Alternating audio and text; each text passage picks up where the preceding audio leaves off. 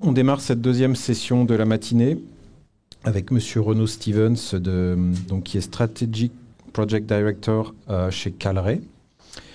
Donc le titre, c'est l'intelligence artificielle embarquée au service de l'automobile et des futures applications industrielles, calcul intensif et réseau de neurones. Après, c'est en anglais sur la slide, mais c'est pas grave. Donc pour la mini-bio, Monsieur Stevens est directeur des projets stratégiques chez Calray, notamment en charge des projets d'innovation en IA, Edge et embarqué. Il a plus de 25 ans d'expérience dans la recherche et l'industrie des semi-conducteurs. Monsieur Stevens est titulaire d'un doctorat en photonique du Royal Institute of Technology en Suède. C'est bien ça. Voilà. Donc vous avez entre 15 et 20 minutes. C'est bien ça. Ok. Merci. Merci Tony. Donc merci pour l'introduction. Je voulais remercier aussi Minalogic pour nous avoir invités aujourd'hui pour parler d'intelligence artificielle spécifiquement sur les applications automotives et industrie 4.0. J'en profite pour dire qu'on est aussi membre de l'association Embedded France, dont le président Cédric Demeure nous fait le plaisir et l'honneur d'être présent aujourd'hui. Donc voilà, c'est quelque chose qui est important pour l'écosystème.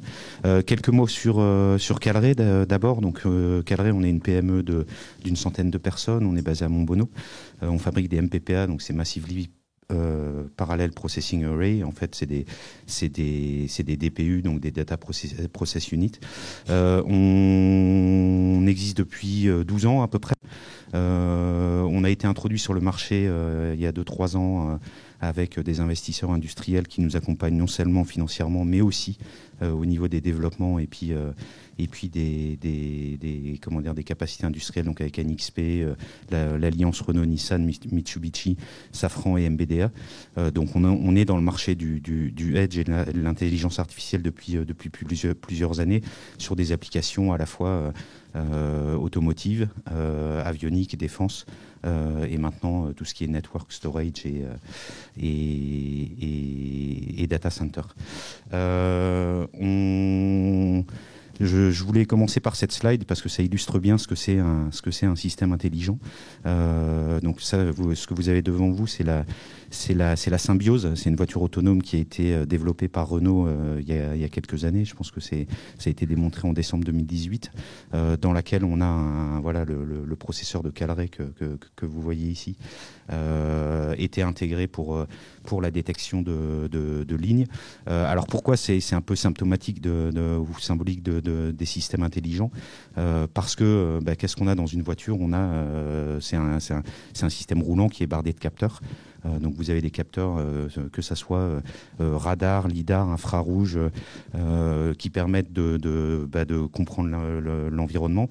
Toutes ces données évidemment doivent être. Donc il y a une quantité énorme de données qui sont générées par seconde.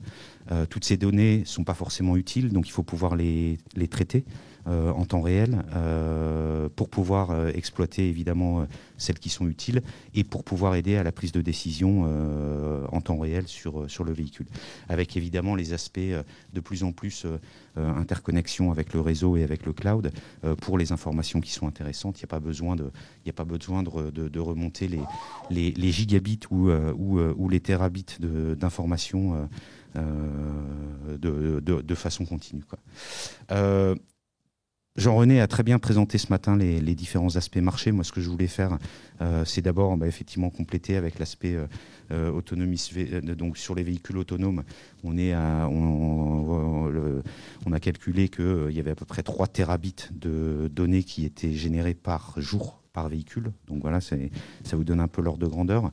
Au niveau des données globales, en plus des chiffres que Jean-René a donnés ce matin, il y a un chiffre qui est assez stupéfiant, c'est que sur les 2 dernières années, on a généré 9 fois plus de données que ce qui avait été généré dans toute l'histoire de l'humanité avant.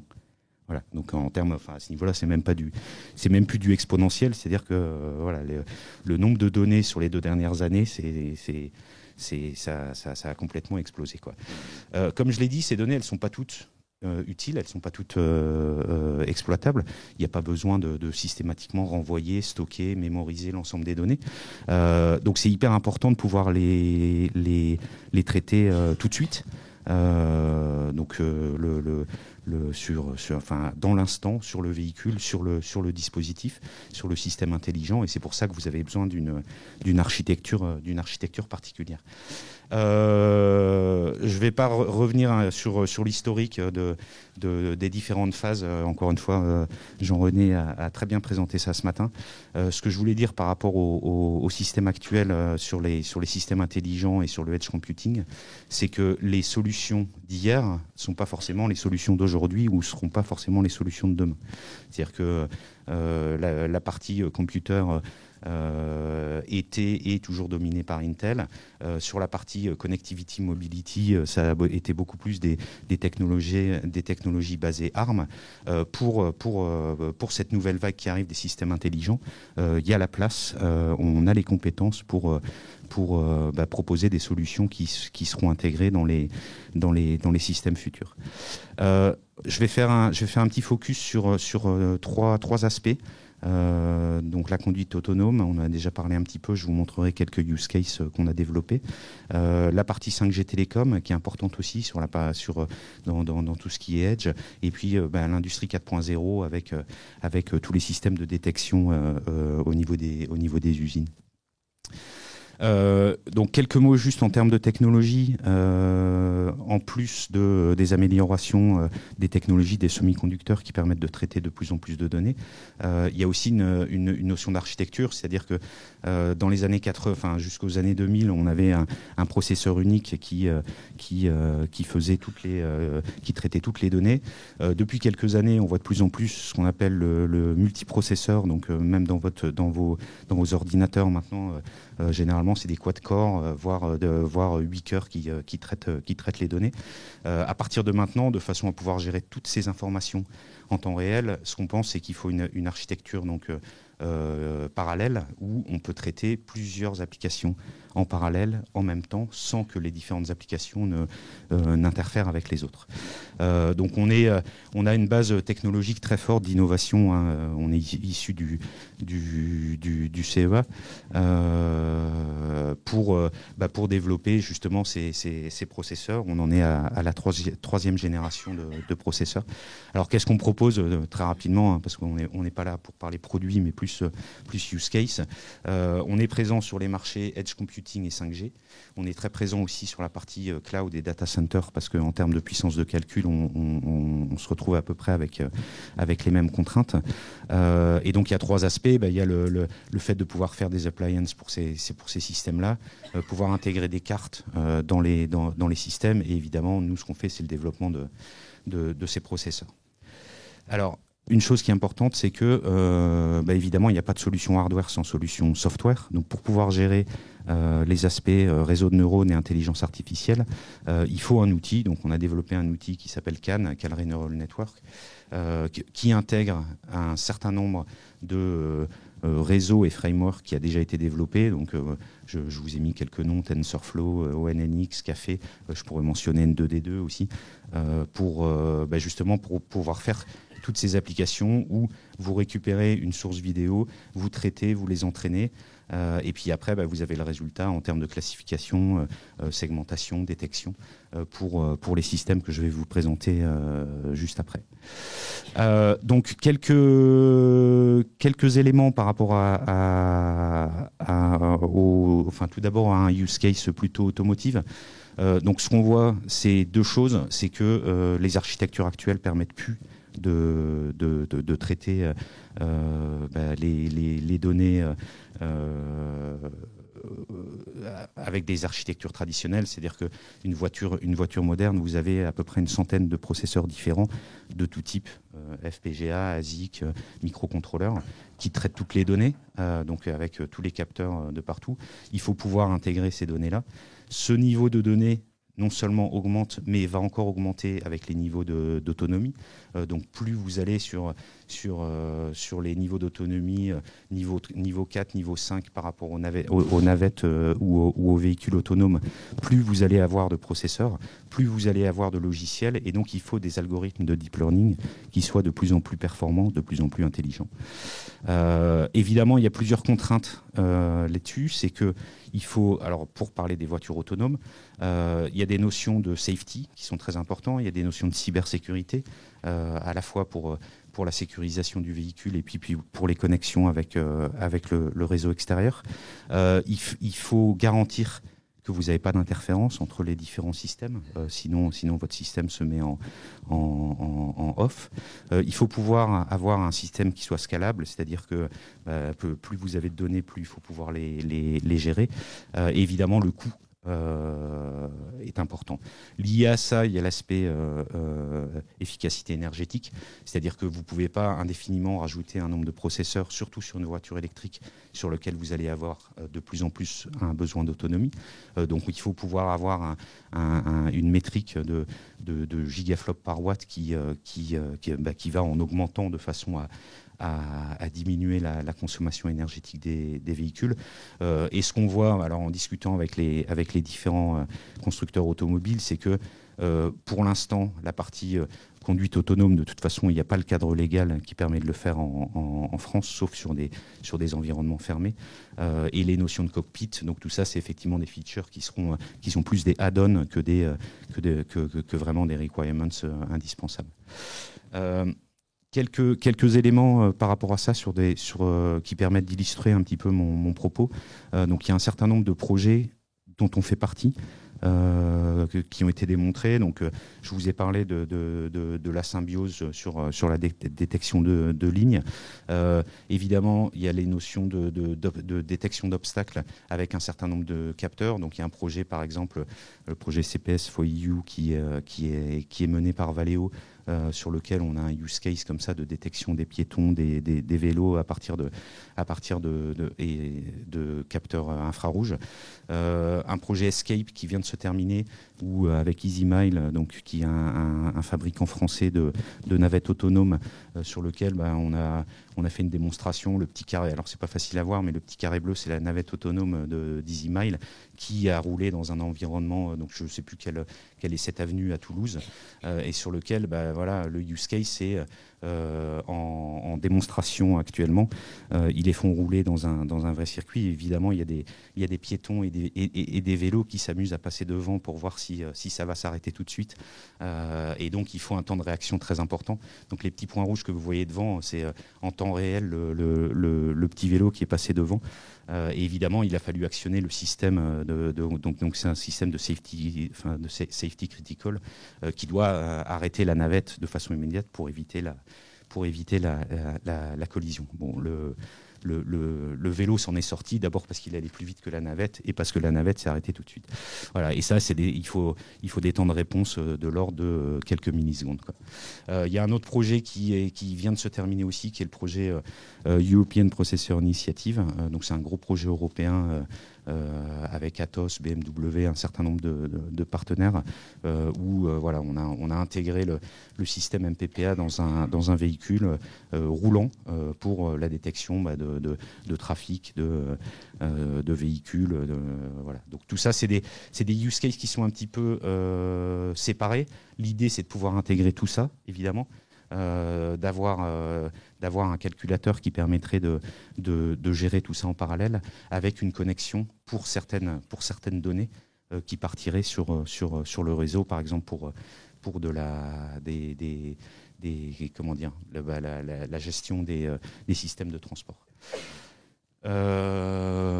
Voilà, donc ça c'est le use case automobile. La partie 5G, c'est illustré ici. Donc c'est un projet qui est en cours aussi, le projet Piranha qui a démarré dans le cadre du plan de France Relance avec Renault, Atos et Orange, où ça permet d'illustrer un petit peu la complexité d'un use case en temps réel, où toutes les voitures seraient connectées entre elles, seraient connectées avec les antennes, les centres de contrôle de trafic, les centres de stockage de données, avec les clés de sécurité qui vont bien, où évidemment l'idée c'est de pouvoir gérer un trafic de façon plus autonome, de façon plus intelligente. Donc réduire le temps, réduire les accidents, réduire la consommation, permettre le passage de véhicules de secours avec des informations qui seraient échangées entre les différentes plateformes. Tout ça grâce à l'infrastructure Edge de la 5G. Un dernier use case qui pour nous est un petit peu symbolique de la façon dont les technologies et les innovations actuelles permettent de résoudre un certain nombre de problèmes sur l'industrie 4.0. C'est pour tout ce qui est dans les usines avec des robots automatisés, la détection de défauts donc de la production. Ça peut être des plaques, ça peut être des plaques semi-conducteurs, des composants, de façon à pouvoir gérer à la fois avec des systèmes visuels existants, mais avec de l'intelligence artificielle, des capacités de pouvoir produire plus vite, avoir un throughput plus important, avoir une amélioration des process, de façon à pouvoir réduire les coûts et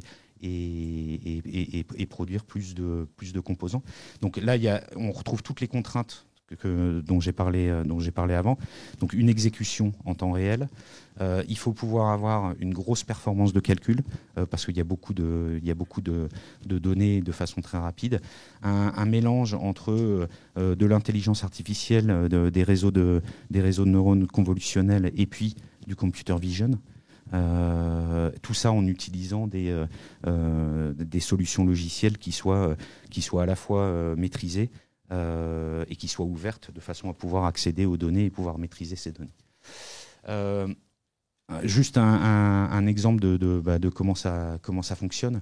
Les machines de vision, ça vous permet de voir de façon optique, par exemple, des mesures de distance entre des lignes électroniques. Par contre, c'est très compliqué pour tout ce qui est détection de défauts.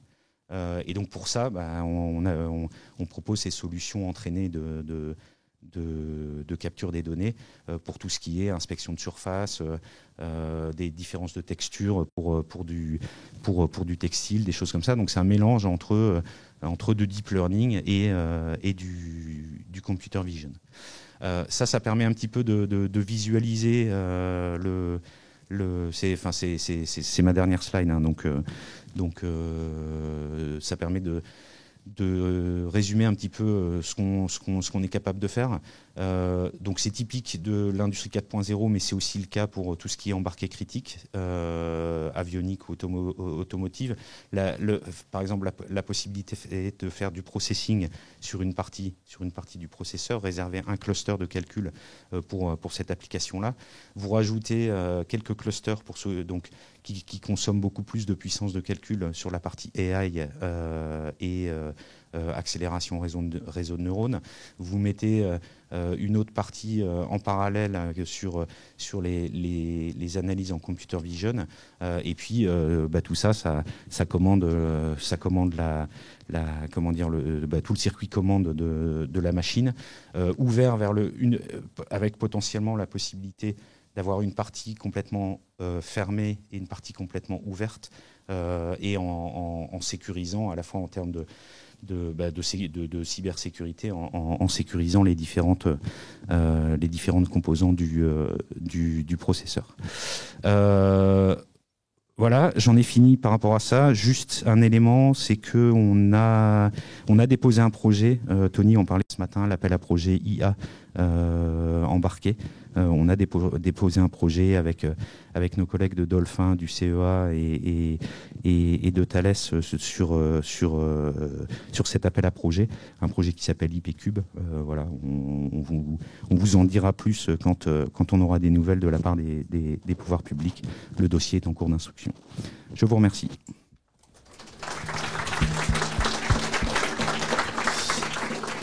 Merci pour la ponctualité. Donc on passe aux questions. Hervé, par exemple.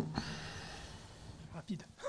Oui, petite question, est-ce que tu peux nous clarifier par rapport à ce qu'on a vu avant, donc qui était la plateforme STM32, dans quel cadran tu te places en termes de débit peut-être et consommation, parce que j'ai l'impression qu'on n'est pas du tout dans les mêmes... Alors, c'est pas effectivement pas du tout les mêmes ordres de grandeur. On n'est pas non plus dans les mêmes ordres de grandeur au niveau capacité de calcul. C'est-à-dire que là, on est du typiquement en entier 8 bits, on est sur du 20 teraflop.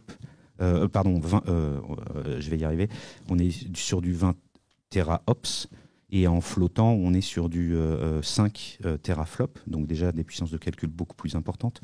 En termes de puissance, on est plus dans l'ordre de grandeur de 20 watts de consommation. C'est pour ça que c'est pas forcément... Voilà, c'est des solutions qui sont complémentaires de la partie qui est plus... alors je dirais pas IoT, mais qui est plus basse consommation. Donc typiquement dans le projet IPCube avec Dolphin, voilà, on propose des solutions sur une partie qui est vraiment high-end compute, une partie qui est un petit peu plus moins gourmande en termes de consommation, mais qui n'a pas besoin d'autant de puissance de calcul, et sur une partie qui est vraiment edge et energy harvesting avec Thales sur un développement de cartes biométriques basé RISC-V. Je préfère garder qu'une seule question, parce qu'on va, si c'est possible, une deuxième, allez. Ouais. Il y a Pardon, Philippe. Je la garde. Merci pour la présentation. J'ai une question par rapport au MPPA pour l'utilisation dans le segment Autonomous Driving. Quel est le positionnement de votre solution par rapport à des ASIC dédiés type IQ4, IQ5, IQ6 ? Encore une fois, nous, ce qu'on met en avant, c'est pas forcément le fait d'avoir un chip pour une application. On pense pas que ça... Alors oui, il y a beaucoup de... On a vu un exemple ce matin, il y a beaucoup de hardware dédié sur des accélérations AI. Nous, ce qu'on propose, c'est la possibilité d'agglomérer ou de conglomérer plusieurs applications en parallèle. Certaines qui soient plus, justement, orientées accélération AI, mais aussi du contrôle commande, aussi du calcul mathématique, et tout en ayant la possibilité de faire tout ça en parallèle et en temps réel. Voilà.